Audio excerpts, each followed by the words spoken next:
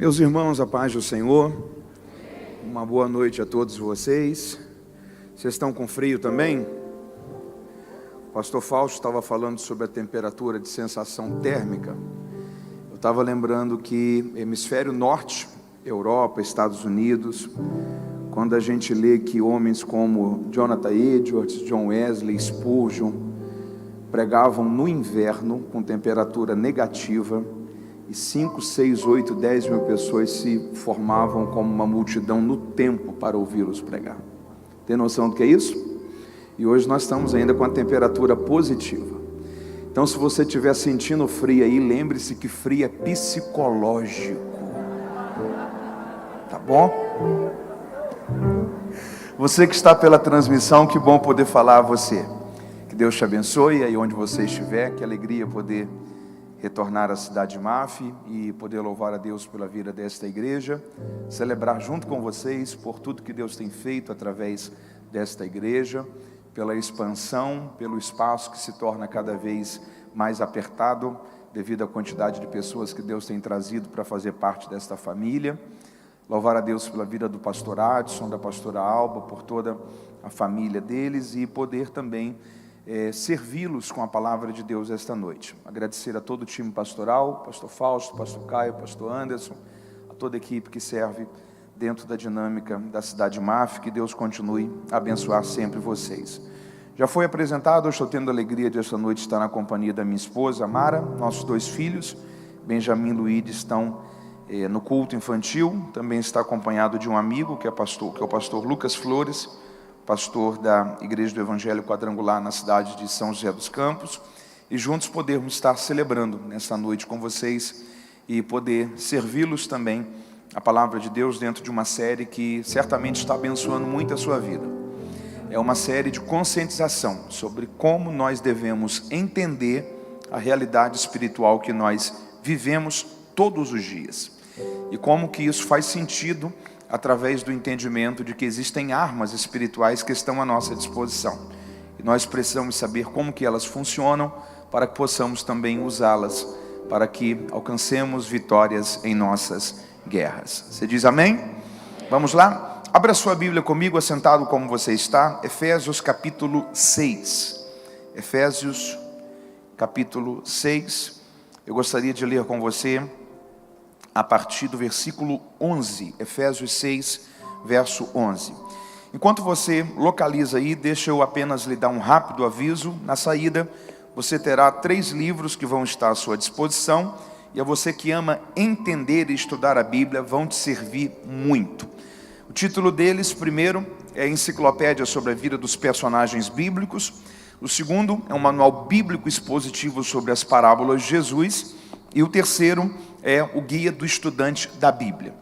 Essa primeira obra em especial, a enciclopédia, é um material que eu levei mais de 7 anos escrevendo ela. São quase 500 páginas.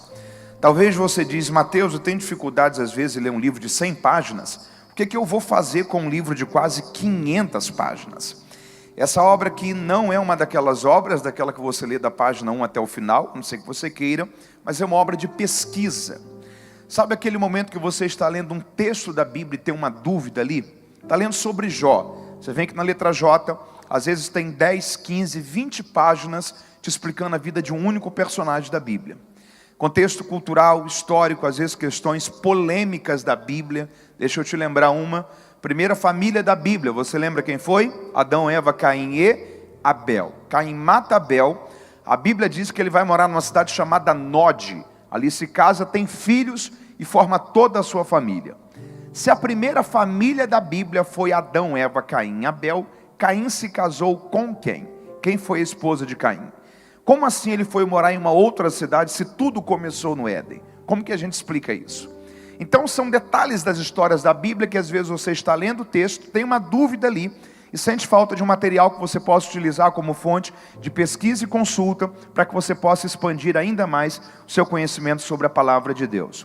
Eu tive a alegria de ter a revisão desta obra por um pastor muito querido da nossa nação, reverendo Hernandes Dias Lopes, e o prefácio dela foi pelo saudoso Dr. Russell Shedd, que foi uma das grandes referências que o Brasil teve dentro da área do ensino.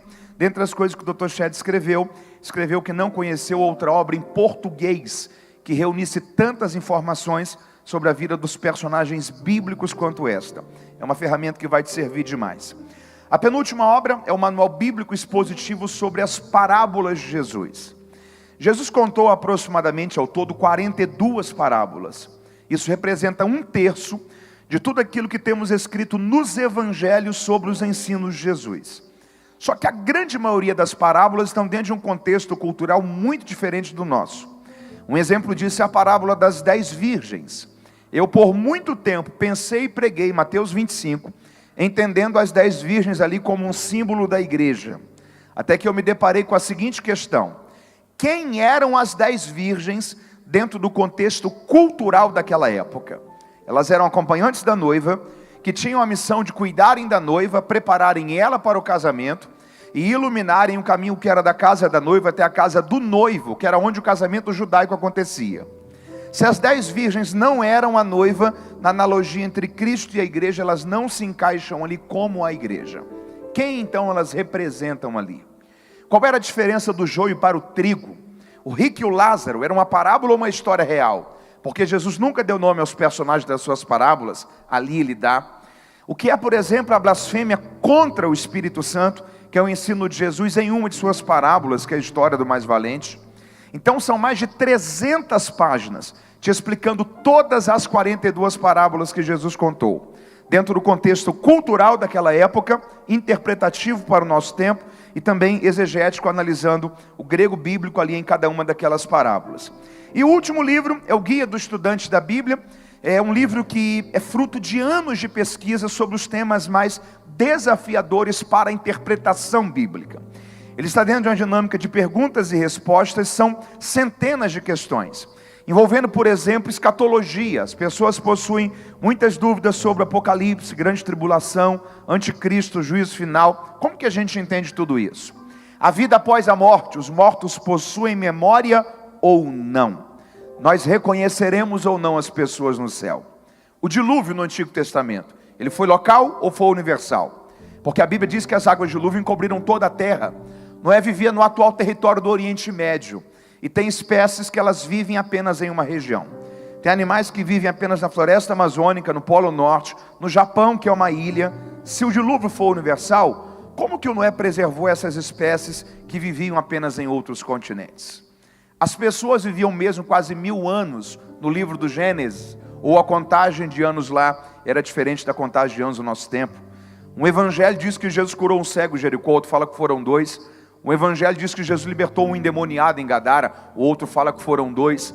Passagens da Bíblia que você para e se pergunta, como que a gente entende esse texto aqui, se esse outro texto fala isso daqui? São centenas dessas questões, que é você que ama entender e estudar a Bíblia, sempre vai passar hora ou outra por uma delas e vai buscar a compreensão de como se assimila aquelas ideias. Essa obra aqui também vai te servir demais. Na saída vai estar à sua disposição na livraria da igreja. Você pode adquirir 1, 2 ou os 3. Nos 3 você tem aproximadamente 1000 páginas. São mais de 12 anos de escrita, pesquisa e produção literária. O valor deles, 1 é 50, 2 são 80, os 3 são 120. Você pode parcelar sem juros ou ainda adquirir por débito ou Pix. Passe lá, vai te servir, abençoar muito a você e a toda a sua família. Você me ouviu e entendeu? Diga amém. Efésios capítulo 6. Efésios capítulo 6. Nossa leitura vai se iniciar a partir do verso 11. A palavra de Deus nos diz assim: revesti-vos de toda a armadura de Deus. Você pode repetir isso comigo? Diga: toda a armadura de Deus, para que vocês possam estar firmes contra as astutas ciladas do diabo, porque não temos que lutar contra carne e nem sangue, mas sim contra os principados, contra as potestades, contra os príncipes das trevas deste século, contra as hostes espirituais da maldade nos lugares celestiais. Portanto, tomai toda a armadura de Deus, para que possais resistir no dia mau, e havendo feito tudo, permanecerem firmes, inabaláveis. Estais, pois, firmes, tendo cingido os vossos lombos com a verdade, vestida a couraça da justiça, calçados os pés na preparação do evangelho da paz, tomando sobretudo o escudo da fé, com o qual vocês podem apagar todos os dardos inflamados do maligno. Tomai também o capacete da salvação e a espada do Espírito, que é a palavra de Deus. Orando em todo tempo, com toda oração e súplica no Espírito, e vigiando nisto, com toda a perseverança e súplica por todos os santos. E se você leu comigo, diga amém. Volte sua atenção para cá, para que eu possa, esta noite, servir a você a palavra de Deus diante desse assunto. Nós estamos esta noite dentro de uma dinâmica da série que está sendo sobre as armaduras de Deus, diante da armadura de Deus, que é o capacete da salvação. Você tem aqui atrás uma projeção gráfica, dentro de uma linguagem que a gente consiga assimilar, de como que funcionava essa questão das armaduras, ok?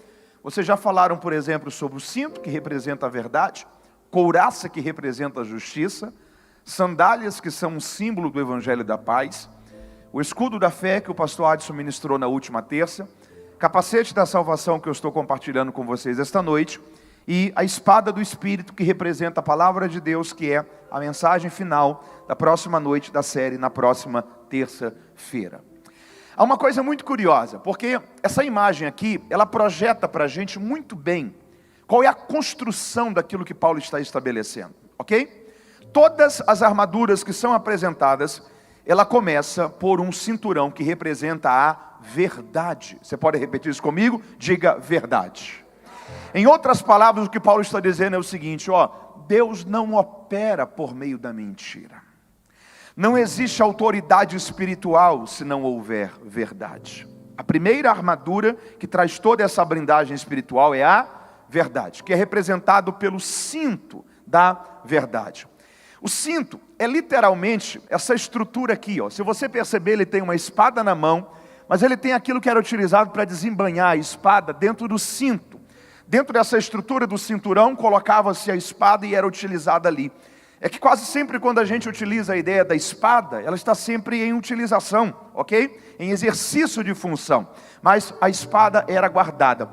Paulo está construindo a seguinte lógica. A palavra, ela repousa no ambiente onde está a verdade. É a verdade que legitima a palavra. É a verdade que traz autenticidade sobre a palavra. É a verdade que respalda a palavra. Aqueles que vivem a palavra, que creem na palavra, que estabelecem a sua vida, a sua fé mediante a palavra, sempre viverão um caminho representado pela verdade, porque a palavra de Deus, ela é fundamentada através da verdade. Você pode dizer graças a Deus por isso? Dentro dessa construção, couraça, que representa toda essa proteção aqui, fala sobre a justiça, aquilo que era utilizado para a blindagem dos órgãos vitais, ok? É claro que o cérebro é um dos principais dele, nós vamos falar hoje sobre ele, sobre o capacete da salvação, mas um dos principais órgãos vitais, coração, o que blindava isso daqui, dentro da estrutura de armadura espiritual, couraça da justiça. Deixa eu dizer uma coisa para você, só consegue viver uma vida espiritual saudável, cristã, funcional, quem entende que o seu coração precisa estar blindado por aquilo que é justo diante de Deus. A ideia de justiça aqui não é a ideia de fazer justiça, mas é a ideia de ser justo, de viver de uma forma justa. É justiça não da ideia de justiçar, mas justiça da ideia de caminhar por um caminho reto, ser uma reserva de integridade. Se o seu coração estiver guardado em um ambiente de justiça, em um ambiente de integridade, em um ambiente que honra a Deus, Deus guardará toda a sua história de vida. Você pode celebrar a Deus por isso? Sandálias, dentro da ideia dessa expansão, ok? Concede tanto proteção. E aqui há uma expressão sobre essa ideia de sandálias. E quando eu estava estudando essa tarde sobre as armaduras de Deus como um todo, de um modo geral, há uma sugestão feita que eu achei ela muito curiosa dentro da construção, que aquilo que é estabelecido mediante a esse conceito é que as sandálias eram feitas de couro, permitiam que a caminhada fosse menos dolorosa durante o combate, trazia proteção, e eu gostaria que você repita isso comigo. Diga: impedia que os pés deslizassem. Ok? Dava o quê? Estabilidade. Deixa eu falar uma coisa para você. Se a sua vida estiver no Evangelho, isso vai evitar que você deslize. Se a sua vida estiver fundamentada em Cristo, isso vai evitar que você escorregue. Isso vai te dar estabilidade, isso vai te dar sustentabilidade, isso vai fazer você ser firme e constante. Sua vida estará guardada e brindada em Deus. Você pode dizer graças a Deus por isso? Essa é a lógica do escudo da fé, que já foi falado na última terça. Porque todos os dias o diabo lança o quê? Dardos. Todos os dias ele tenta lançar desânimo sobre o seu coração, tristeza sobre a sua alma, fraqueza sobre a sua caminhada. Sabe por que todos os dardos inflamados do maligno não te alcançam? Você não desiste. E tem dias que talvez você tem todas as razões humanas para não parar, mas uma paz literalmente, conforme a Bíblia diz, que a paz que excede todo o entendimento. Se você fosse racionalizar, entender, parar para analisar friamente, humanamente, você já tinha parado, desistido, voltado atrás. Mas é uma paz que a lógica humana não consegue entender. É a paz que excede a todo o nosso entendimento. Sabe por que você avança? Nenhum dardo consegue atingir você. A fé te traz segurança, a fé te traz garantia de proteção, a fé estabelece o cuidado de Deus sobre a sua vida. Eu estou crendo essa palavra de Deus sobre a sua vida em nome de Jesus. Você vai sair dessas 6 noites totalmente revestido de todas as armaduras de Deus. Há um escudo na sua frente. Pela fé você vai avançar, você não irá parar. Deus vai guardar você, toda a sua casa, todos os seus passos. Há um escudo na sua frente. Você pode celebrar a Deus por isso. Pela fé você vai continuar a avançar. Paulo está dizendo: você tem que se revestir de toda. Se revestir de toda. Após a lógica desse escudo da fé, você tem um tema dessa noite, que é o capacete da salvação. Observe uma coisa: o capacete ele protegia praticamente a cabeça por inteiro. Ninguém sabia de onde, por exemplo, viria uma flecha ou um dardo. O soldado estava por inteiro guardado. E aí, diante disso, todos os itens aqui de locomoção ou de proteção. Mas então chega o último item, que eu não vou me pronunciar sobre ele. É o tema da próxima terça, que é a espada da salvação, a espada do Espírito, que é a palavra, mediante ao exercício dessa autoridade espiritual, que traz força, graça, vitalidade, mediante aquilo que já foi estruturado. Paulo fala uma coisa muito curiosa: você precisa se revestir de toda. Você pode repetir isso comigo? Diga: revestir-se de toda. Diga mais uma vez: toda. Deixa eu dizer uma coisa para você: se você não tiver toda a armadura por inteiro, você fica vulnerável. Ok? Se todas essas funções espirituais não estiverem habilitadas em você, você fica vulnerável. Ter só uma parte não é o suficiente. E mediante a junção dessas 6 armaduras, você tem aquilo que Paulo constrói como orando e vigiando em todo o tempo. É como se oração e vigilância, oração e te traz brindagem sobre todo o exercício das armaduras. Oração e vigilância te faz ser bem sucedido na proclamação do Evangelho da Paz, na prática da palavra, que é a espada do Espírito, na manutenção da salvação como capacete da salvação, na proteção e na segurança que vem através da fé, na justiça que é mantida, na verdade que é estabelecida e que é preservada. Em todo o tempo, oração e vigilância, oração e vigilância. O que Paulo está dizendo para a gente aqui é o seguinte: a vida cristã é um convite a uma guerra. Você pode repetir isso comigo? Diga: a vida cristã é um convite a uma guerra. Deixa eu falar uma coisa para você: o mundo espiritual é real. Você pode repetir isso comigo? Diga: o mundo espiritual é real. Paulo, na segunda carta aos Coríntios, capítulo 10, versículo 4, ele fala um versículo que caminha dentro dessa mesma direção. Ele diz que as armas da nossa milícia, elas não são carnais, mas elas são poderosas em Deus para a destruição de fortalezas. Há uma coisa que você precisa entender para que todas essas armaduras espirituais estejam sendo utilizadas na sua vida. Paulo, ele vivenciou isso de uma forma muito prática. Naquilo que para a gente é a segunda viagem missionária, Atos capítulo 16. Paulo está com Silas, pregando na região de Filipos. E a Bíblia diz que havia uma mulher que ela era dominada, possuída por espíritos malignos da área da adivinhação. E todas as vezes que Paulo e Silas passavam por ela, ela dizia: esses daí são verdadeiros homens de Deus. Levem em consideração o que eles estão falando, eles são portadores de uma palavra de fé, eles são homens verdadeiros de Deus. Até que um dia Paulo chega diante dela e a Bíblia diz que expulsa os demônios que estavam naquela mulher. Na mesma hora a mulher ficou completamente liberta, só que passou a não adivinhar mais. Na verdade não era ela que adivinhava, mas os espíritos malignos de adivinhação que estavam sobre ela. E a Bíblia diz que, vendo que o lucro havia sido perdido, não da mulher, porque não era ela que recebia o dinheiro por aquilo, era o que a Bíblia chama dos senhores daquela mulher, gente que lucrava com as adivinhações dela. Ela era escrava duas vezes, primeiro por demônios e depois por pessoas que lucravam e enriqueciam através do jugo espiritual que ela se encontrava. Vendo que o lucro, a esperança do lucro das adivinhações estava perdida, prenderam Paulo e Silas, lançaram ele no cárcere interior da prisão de Filipos. Se Paulo não tivesse esse entendimento sobre a guerra que ele estava lutando, sabe qual seria o comportamento que ele ia ter? Duvidar de Deus. Dizer: Senhor, é isso que acontece comigo, eu fazendo a tua obra.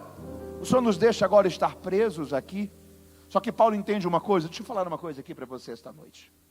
Se você quer utilizar as armaduras de Deus, o capacete da salvação, todas essas bênçãos e autoridades espirituais que estão liberadas a você em Cristo Jesus, assimile isso essa noite. Em primeiro lugar, você precisa entender qual é a guerra que você está lutando.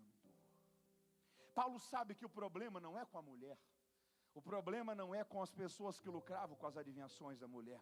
O problema não era com o carcereiro que havia prendido ele, ou trabalhado na manutenção dele na prisão.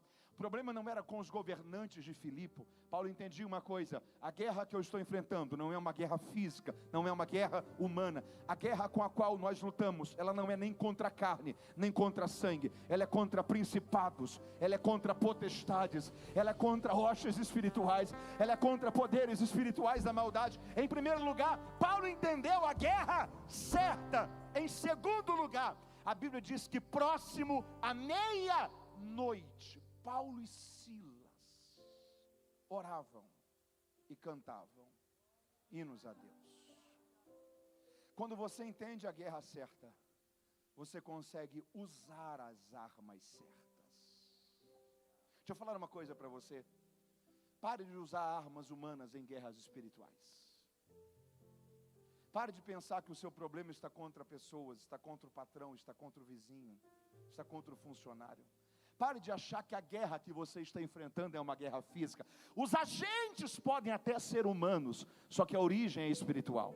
E guerras espirituais não se vencem com armas humanas. Guerras espirituais só se vencem com armas espirituais. É por isso que Deus está te revestindo com justiça, com verdade, com autoridade, com palavra, com fé. É por isso que há proteção de Deus sendo liberada sobre a sua vida nesses dias, porque você vai lutar a guerra certa, com as armas certas, e haverá uma intervenção de Deus a seu favor. Deus manifestará livramento e proteção sobre a sua vida. Alguém que pode celebrar Deus por isso? As armas com as quais nós lutamos, elas não são carnais, elas são poderosas em Deus para a destruição de fortalezas. Você pode repetir isso comigo? Diga: fortalezas. Há pessoas que dizem: eu não consigo sair do álcool, eu não consigo sair do cigarro, eu não consigo sair da mentira. Há aqueles que dizem: eu não consigo sair da pornografia. Há aqueles que dizem: eu não consigo sair de uma estrutura sempre de uma vida amaldiçoada, arruinada, nada progride, a família não é feliz, os filhos não vão para frente, o casamento não é saudável. Há pessoas que estão tentando resolver por meios humanos estruturas que são fortalezas espirituais. Com força de vontade você não vai conseguir. Com estratégias que alguém pode compartilhar para você em um curso de como mudar comportamentos. Não adianta mudar comportamento se você não muda a natureza. Não vai conseguir. Deixa eu dizer uma coisa para você. O Senhor está conscientizando você nesses dias. Você precisa identificar a guerra certa. E você precisa entender que fortalezas espirituais só são rompidas se você entender a guerra que de fato você está lutando. E as armas que você tem que usar. O mundo espiritual é um mundo organizado. O mundo espiritual existe uma coisa chamada hierarquia. Você pode repetir isso comigo? Diga hierarquia. E em matéria de hierarquia há uma coisa que é respeitada chamada autoridade. Ok? Você pode repetir isso comigo? Diga hierarquias respeitam autoridades. É por isso que Jesus disse, existem demônios que você só vai conseguir expulsá-los se você estiver munido de autoridade espiritual, com jejum e oração. Existem 3 estruturas de forças malignas que atuam no mundo espiritual. Quantas? 3.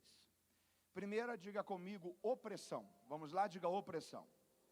Uma pessoa que é oprimida, nem sempre ela está possuída por demônios, ok? Porque possessão é o segundo nível. Opressão é uma força externa tentando entrar internamente e dominar a vida da pessoa. A possessão é uma estrutura interna governando, conduzindo, escravizando. Existe a opressão, existe a possessão, e há uma terceira estrutura espiritual que ela rege não só sobre pessoas individualmente, mas sobre cidades, sobre nações, que é a ideia de demonização. E aqui você entra em principados, em estruturas espirituais da maldade. Aqui você entra em estruturas que dominam países, que dominam estados, que dominam repartições públicas. O mundo espiritual, ele é organizado, porque ele tem hierarquia. Hierarquia respeita o quê? Autoridades. Quer ver uma coisa? Você não tem expulsão de demônios no Antigo Testamento. O episódio de Davi com Saul não é uma expulsão de demônios. Davi tocava a sua harpa e o demônio fazia o quê? Se ausentava. Quando Davi saía, o que o demônio fazia? Voltava. Você só tem expulsão de demônios no Novo Testamento. Por quê? Porque quando um demônio é expulso, é uma troca de comando. Demônios só passaram a ser expulsos depois que chegou o reino de Deus. Porque quando um demônio é expulso, é o reino das trevas sendo retirado. E é o reino de Deus sendo estabelecido. Ok? Porque o mundo espiritual, ele é organizado. Ele respeita hierarquias. É diante desse entendimento que você precisa compreender que o capacete da salvação, ele é uma das armaduras mais vitais para que você viva uma vida cristã saudável. Porque, em primeiro lugar, é justamente o capacete que protege a sua mente, que protege a sua, repita comigo, o capacete protege a minha mente. Deixa eu falar uma coisa aqui para você, guarde isso. A sua mente tem o poder de criar situações que não são reais e fazer você acreditar nelas como se elas estivessem acontecendo. Deixa eu dizer uma coisa aqui para você. Às vezes os demônios que você está enfrentando, eles não estão vindo do inferno, eles estão vindo da sua mente. Às vezes os embates que estão tentando fazer você parar não estão vindo do inferno.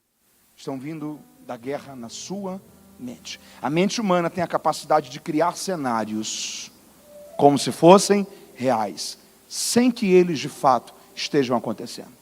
Eles criam sofismas, eles criam medos, eles criam traumas, eles criam limitações, eles criam ambientes que a pessoa pensa que não há jeito para ela, que não há esperança para ela. A pessoa se carregam, por exemplo, a culpa de que elas possuem pecados que se tornaram até como blasfêmia contra o Espírito Santo, sem que elas nunca pararam para entender o que é a blasfêmia contra o Espírito Santo. Por causa de uma mente que está adoecida. A blasfêmia contra o Espírito Santo, Jesus fala num cenário que ele está realizando milagres, realizando sinais, e alguém chega entre os fariseus, uma autoridade da lei, e diz assim, esse homem expulsa demônios pelo poder de Beelzebu. Só que os fariseus, os doutores judaicos, sabiam que não eram pelo poder do príncipe dos demônios que Jesus expulsava demônios. Mas o que eles queriam é que as pessoas pensassem que Jesus agia pelo poder das trevas para os sinais que ele operava. De modo consciente, eles sabiam que era Deus, era o Espírito Santo que utilizava a vida de Jesus para cumprir o propósito do seu ministério, segundo a vontade do Pai. Mas eles disseram que era o poder das trevas para que conseguissem ou tentassem desconstruir a credibilidade do ministério de Jesus. É diante disso que Jesus diz o seguinte, aqueles que pecarem em qualquer esfera dessa vida, há perdão, mas aqueles que pecarem contra o Espírito Santo, para esses não há perdão. É a única vez que Jesus fala sobre o pecado contra o Espírito Santo. E qual é o pecado contra o Espírito Santo? É quando você atribui ao diabo, de modo consciente, aquilo que o Espírito Santo realiza, e você faz isso com o propósito de tentar desconstruir a credibilidade ou a aceitação de alguém. As pessoas se carregam culpas, achando que cometeram pecados que nunca serão perdoadas. Sabe por quê? Porque a sua mente está envolta em correntes espirituais, em estruturas espirituais, adoecida com cadeias. Deixa eu falar uma coisa para você. Deus quer revestir você nesses dias com o capacete da salvação, para que a sua mente seja blindada em Cristo, para que a sua mente seja guardada em Cristo, para que nenhuma seta do diabo paralise você, para que nenhum medo, nenhuma estrutura que talvez se enraizou dentro da sua mente paralise você. Há pessoas que Deus já perdoou elas, mas elas mesmo não se perdoaram ainda. Há pessoas que carregam culpas em sua mente, que elas já foram perdoadas, que elas já foram libertas, mas elas ainda estão diante de cadeias em sua própria mente, porque não possuem ainda o capacete da salvação, trazendo proteção para a sua mente, para o seu entendimento. Deus vai te ajudar a receber cura sobre as suas emoções, cura sobre a sua mente, a proteção de Deus para a sua mente e para as suas emoções. Você pode dar glórias a Deus por isso.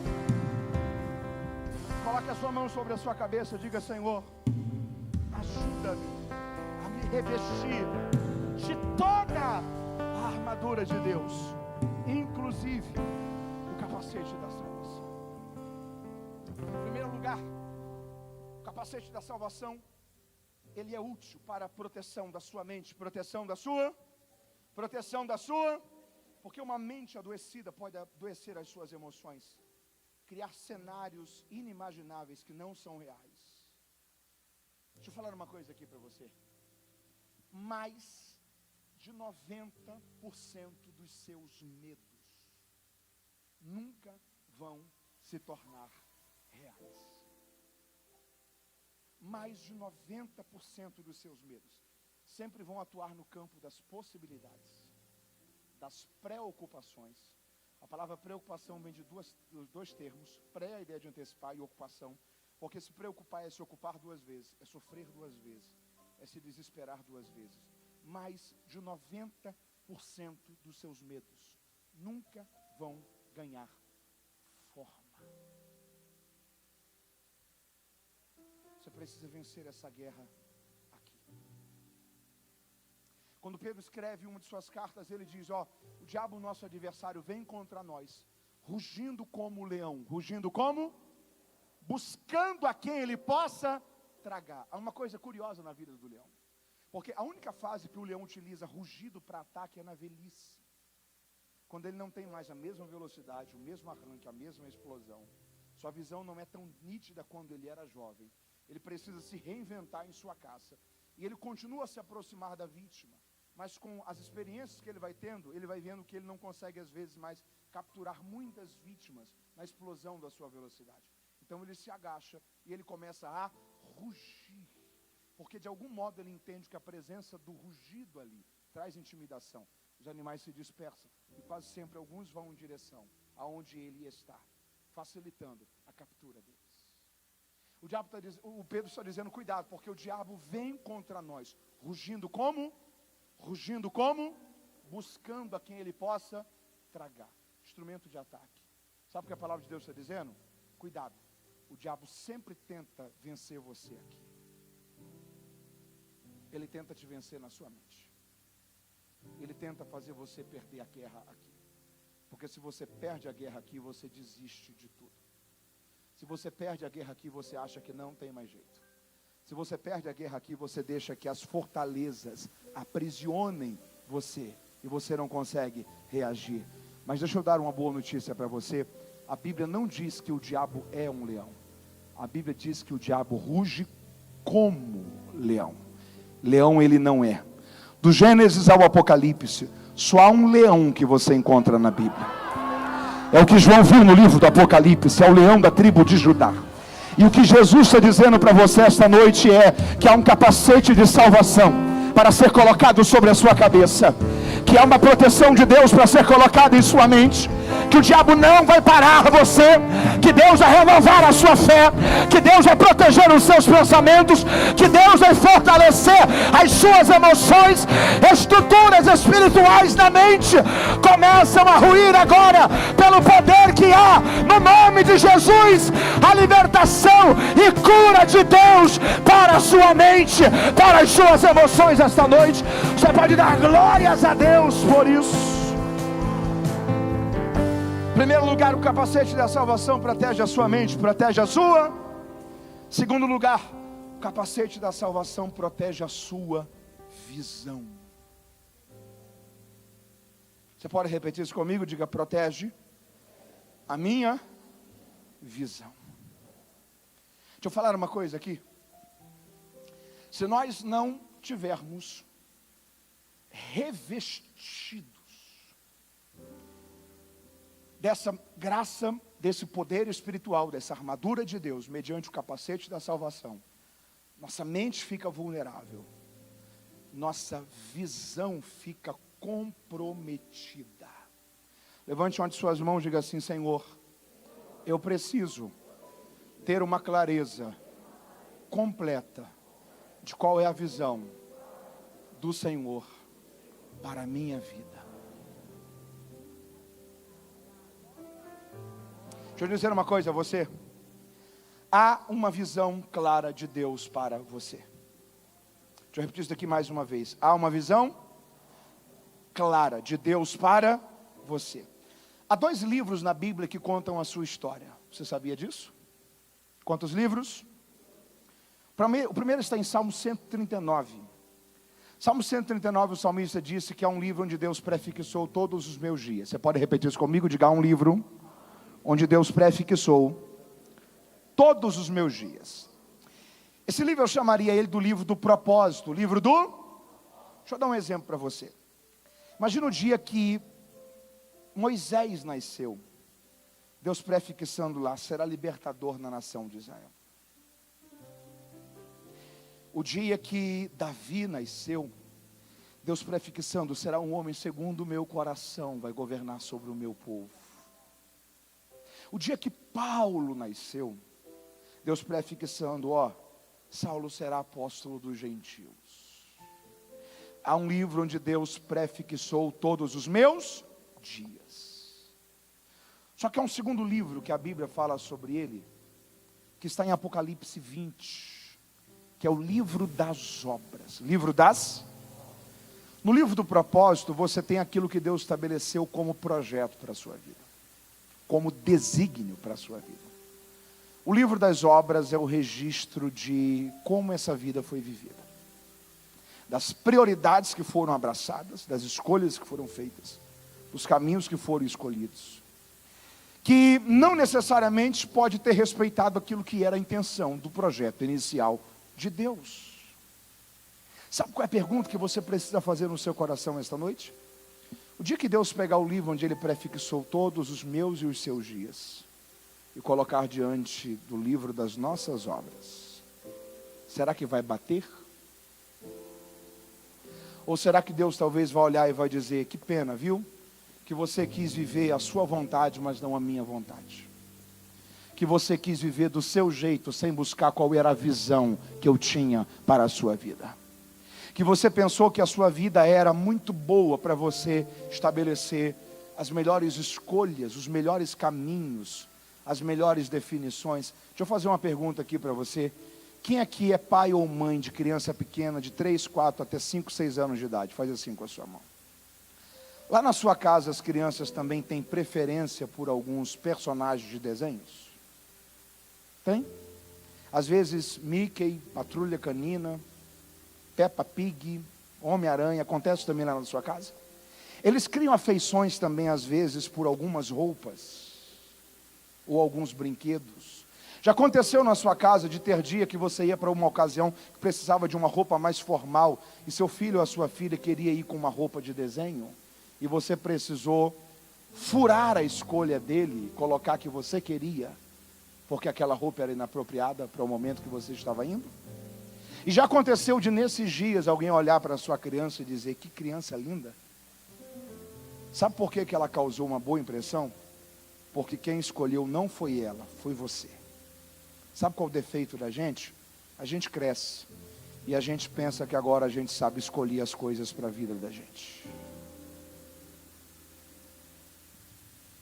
A gente cresce e a gente pensa que agora a gente é dono do nosso próprio nariz, que a gente não precisa consultar qual é a visão de Deus, que a gente é capaz de cuidar da nossa própria cabeça, sem estar protegido e guardado pelo capacete da salvação, que a gente consegue guiar os nossos próprios caminhos, que a gente sabe quais são as rotas mais seguras para a vida da gente. Quem quer viver debaixo do cuidado, da visão e do propósito de Deus, precisa estar guardado diante deste ambiente de proteção. É necessário estar revestido de toda a armadura de Deus, inclusive o capacete da salvação. Isso vai proteger a visão de Deus para a história da sua vida. Você pode dar glórias a Deus por isso? Coloque a mão sobre a sua cabeça e diga: Senhor, eu não quero viver a minha visão, eu quero viver a sua visão. Diga: ajuda-me, Deus, a revestir-me esta noite com este capacete da salvação. Em primeiro lugar, esse ambiente de proteção em Deus protege a sua mente. Em segundo lugar, esse ambiente de proteção em Deus, de segurança em Deus, protege a sua visão. Em terceiro lugar, e eu começo a concluir aqui. Você consegue imaginar naquela figura que foi apresentada, aquele soldado ir para uma guerra sem estar protegido com aquele capacete? Ele fica vulnerável, sim ou não? Sim. Porque, na verdade, o capacete ele perde sentido se ele for removido. E o capacete é da salvação. Em outras palavras, sabe o que Deus está dizendo? Você está proibido de perder o entendimento da salvação e tirá-lo da sua cabeça. Quando Paulo escreve aos Tessalonicenses, primeira carta de Paulo aos Tessalonicenses, capítulo 5, versículo 8, ele fala também sobre alguma dessas armaduras, só que ele coloca uma expressão curiosa. Ele não diz capacete da salvação, mas ele diz capacete da esperança da salvação. Você pode repetir isso comigo? Diga: capacete da esperança da salvação. A Nova Almeida diz como capacete a esperança da salvação. Se você buscar, por exemplo, King James, NVT, muitas das outras, capacete da esperança da salvação. Qual que é a ideia que está sendo estabelecida aqui? É que uma dessas funções do capacete da salvação é produzir em você essa consciência de que isso é uma esperança que não pode ser perdida. Se você tira essa esperança da sua mente, do seu coração, você fica vulnerável. Você precisa viver todos os dias da sua vida entendendo isso. Há uma esperança, há uma convicção, e essa convicção precisa estar na minha mente. Essa convicção precisa estar ligada à salvação. Você pode repetir isso comigo? Diga: precisa estar ligada à salvação. Paulo, quando escreve aos Coríntios, 1 Coríntios capítulo 1, versículo 18, ele diz uma expressão muito curiosa. Ele fala o seguinte, a palavra da cruz, você pode repetir isso comigo? Diga: a palavra da cruz.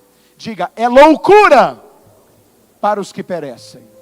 A Nova Almeida, por exemplo, diz: mas para nós que somos salvos. Você pode repetir isso comigo? Diga: para nós que somos salvos. Ok?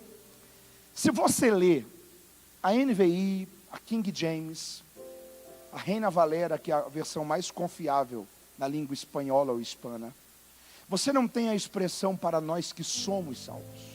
mas você tem a expressão para nós que estamos sendo salvos. João Ferreira de Almeida morreu há 330 anos atrás. As traduções dele são revisadas com muita frequência. Se você pegar a tradução dele, que foi revisada na época dele, a mais distante, em 1848, cerca de 150 anos depois dele ter morrido, até aquela época, o texto de Almeida, de João Ferreira de Almeida, era o seguinte: para nós que estamos a se salvar. A revista é atualizada, corrigida de 2009 e 1997, que colocou a expressão estamos salvos. A Almeida, conforme Almeida traduziu e escreveu, a King James, que é a principal versão inglesa, a NVI, que é a principal versão americana, a Reina Valera, que é a principal versão espanhola, a ideia é para nós que estamos sendo salvos. Estamos a se salvar. E se o parâmetro é Almeida, o próprio Almeida colocou estamos a se salvar. Busque a Almeida de 1848. Você consegue isso em aplicativo, você tem essa tradução. A lógica original que Paulo, o autor inspirado pelo Espírito Santo, não tradutores, ok? Mas o autor inspirado pelo Espírito Santo, Paulo, que escreveu essa carta à igreja que estava em Corinto, construiu como lógica nesse texto, é a seguinte: existem dois caminhos. Quantos caminhos? Quantos caminhos? Um caminho é os que estão se perdendo. No outro caminho estão os que estão a serem salvos. Os que estão sendo salvos. Toda a humanidade está dividida em um desses dois caminhos. Aqueles que estão se perdendo e aqueles que estão sendo salvos. Aqueles que estão indo para a eternidade sem Deus e aqueles que estão indo para a eternidade com Deus. A lógica é, nesses dois caminhos, independente de qual deles você estiver, do caminho que você estiver, você consegue ver a cruz. Você consegue ver com uma diferença. Aqueles que estão no caminho, que estão se perdendo, quando olham para a cruz, o ângulo que eles têm da cruz é que a cruz é loucura. Eles olham e dizem, não tem sentido. Esses crentes são tudo louco. Como que vai confiar em uma história que diz que um homem nasceu de uma virgem? Que foi à cruz e morreu na cruz, e por causa de um homem que morreu há 2000 anos atrás, eu fui salvo e perdoado dos meus pecados. Isso é uma loucura. Por quê? Porque no caminho que ele está indo para a perdição, quando ele olha e vê a cruz, o ângulo que ele vê a cruz, a interpretação é qual? Loucura. Só que desse caminho aqui, quem está nele, quando olha para a cruz, o ângulo que vê a cruz, a convicção é, a cruz ela é poder de Deus. A cruz é poder de Deus para salvar porque me salvou. A cruz é poder de Deus para perdoar porque me perdoou. A cruz é poder de Deus para restaurar minha casa porque restaurou meu lar. A cruz é poder de Deus para restaurar minha alegria de viver porque trouxe novo sentido para a minha existência. De acordo com o ângulo que você olha a cruz constrói uma impressão para você. Mateus, como saber se eu estou sendo salvo ou se eu estou indo para o inferno? Olhe para a cruz. Qual o sentido que a cruz tem para você? Poder de Deus? Perdão? Salvação? Restauração? Eu tenho uma boa notícia para você. Você está no caminho daqueles que estão sendo salvos. O capacete da salvação está sobre a sua cabeça. Não, Mateus, quando eu olho para a cruz, eu não vejo sentido algum. Eu não vejo lógica alguma. Isso para mim é uma loucura. É mente vazia de religioso fanático. Infelizmente, se essa é a sua impressão, isso é sinal de que o ângulo que você viu revela o caminho errado que você ainda está trilhando. Não tente brigar com alguém que duvida da sua fé. A questão é que as palavras dele só estão revelando de que ângulo que ele está vendo a cruz.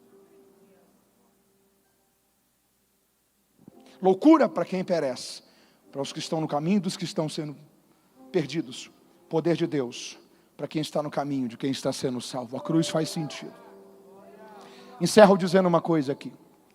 Todo movimento tem um símbolo.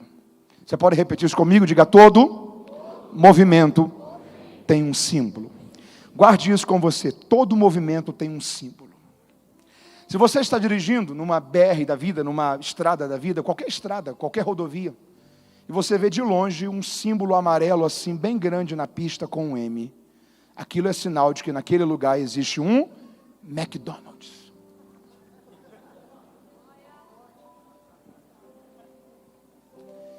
Quando você pega o símbolo da Apple, ok?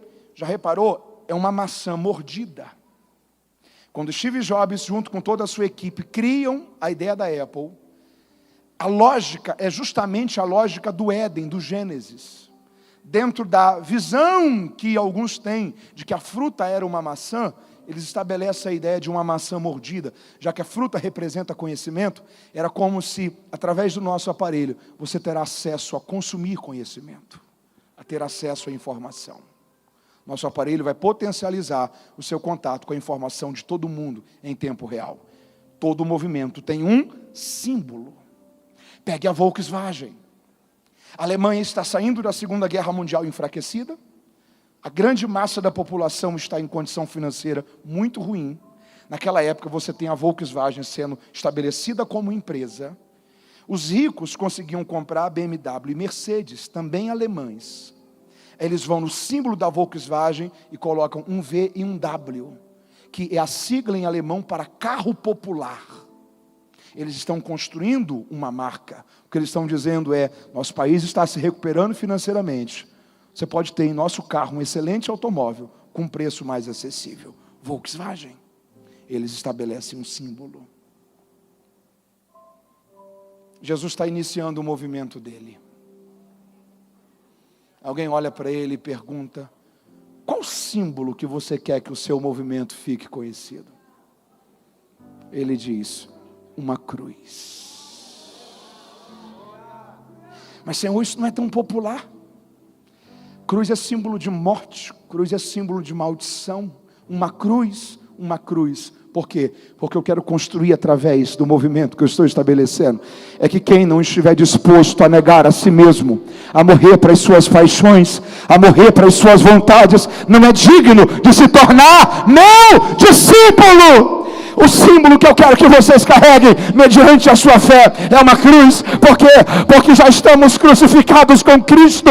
Já estamos crucificados com Cristo. Nada vai tirar a salvação da nossa cabeça. Nada vai tirar a salvação da nossa cabeça. Nada vai tirar a salvação da nossa cabeça. Você vai continuar revestido de toda a armadura de Deus. Vai vencer o dia mau. Vai continuar inabalável e vencendo e vivendo de glória em glória, para a glória de Deus sobre a sua vida. Você está entendendo esta palavra? Coloque-se de pé glorificando a Deus por ela, se você pode, em nome de Jesus. Abraça alguém do seu lado e diga assim: não deixe que nada tire a salvação da sua cabeça. Traga a esperança, a convicção, o capacete da salvação. Sua mente estará guardada e protegida. A visão de Deus para a sua vida estará guardada e protegida. Só que se você remove o capacete, ele perde sentido, a utilidade dele é se ele estiver trazendo proteção. Não deixe que nada arranque a convicção, a esperança, a certeza da salvação que há em Cristo, da sua mente, da sua cabeça. As armaduras só têm sentido se elas estiverem de modo completo. Se elas estiverem de modo... Fecha a mensagem aqui para nós orarmos. Olha que coisa interessante. Paulo diz: nós só vamos estar firmes. Nós só vamos estar se estivermos cingidos com a verdade, vestidos com a justiça, calçados com o evangelho, protegidos com a fé, brindados com a salvação, armados com a palavra. Se vocês fizerem isso, é a receita. Estarão firmes. O entendimento de que há uma guerra que ela tem que ser discernida. Você não pode lutar a guerra certa com as armas erradas. Não pode. Você precisa entender que guerras espirituais só se vencem com armas espirituais. Porque as armas da nossa milícia não são carnais, mas são poderosas em Deus para a destruição de fortalezas. É por isso que você tem que estar revestido de toda a armadura de Deus. E diante da palavra desta noite, da sequência desta série, eu quero encerrar orando com você, com a convicção que o capacete da salvação estará sobre a sua mente, protegendo a sua visão, trazendo a você a esperança da convicção da salvação, a certeza viva de que Cristo nos salvou. Deixa eu repetir isso aqui mais uma vez para você. Você não pode deixar essa convicção sair da sua mente. Cristo nos salvou. Eu vou repetir isso aqui mais uma vez para você. Cristo nos salvou. Você é um homem perdoado e salvo. Você é uma mulher perdoada e salva. Cristo nos salvou. Não deixe que nada roube essa esperança. O capacete da esperança da nossa salvação, como Paulo diz à igreja em Tessalônica. O capacete da salvação, como Paulo diz a Éfeso, estando revestido de todas as armaduras de Deus. Você pode colocar a sua mão sobre a sua cabeça? Diga: Senhor, nós estamos diante da Tua palavra esta noite. Ó Deus, remove todo medo, toda fortaleza, toda cadeia, todo trauma, toda estrutura, seja de origem maligna ou de origem psíquica, mas toda a estrutura que formou fortalezas em minha mente, eu te peço que a minha mente seja levada cativa a Cristo Jesus por inteiro esta noite. Eu submeto a minha mente, os meus pensamentos, à esperança da salvação em Cristo Jesus. A convicção de que eu sou um filho perdoado de Deus, salvo por Deus, que toda a estrutura do mal seja desfeita e destruída, e que eu seja revestido de toda a armadura de Deus esta noite. Amém.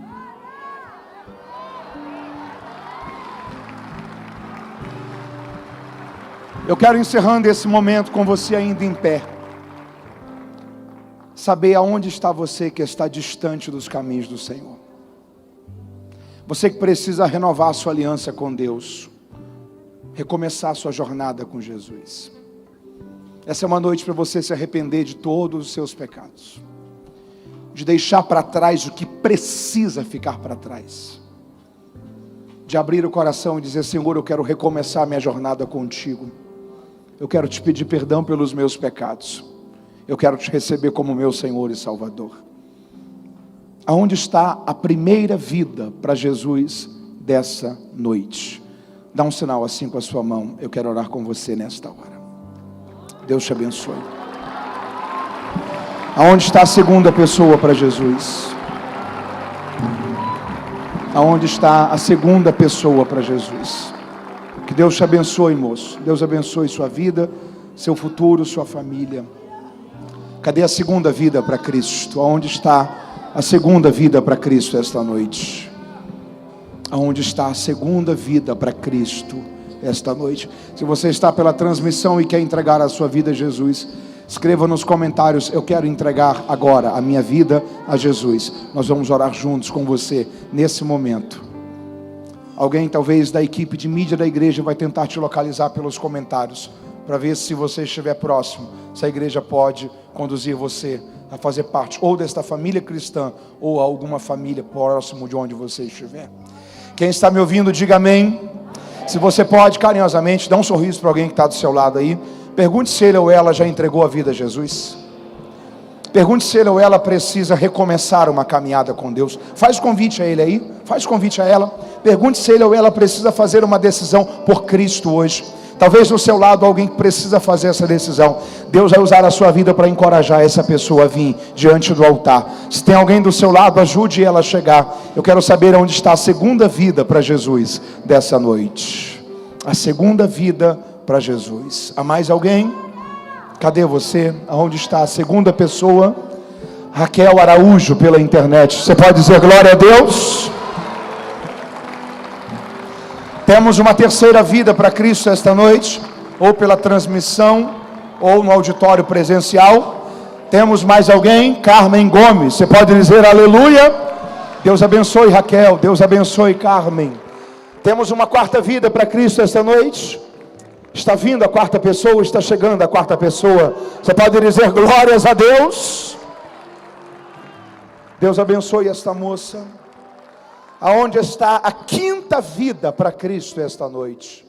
Aonde está a quinta vida para Jesus? Há mais alguém? Há mais alguém?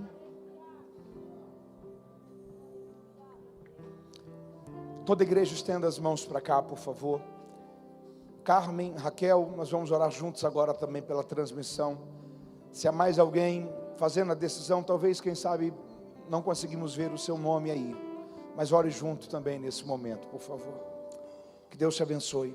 Que Deus abençoe a vida dessa moça também. Senhor, nós queremos orar com eles. Nós os abençoamos em nome de Jesus. Deus, tua palavra diz que para isso se manifestou o Filho de Deus, para desfazer todas as obras do diabo. E nós oramos o poder desta palavra neste momento.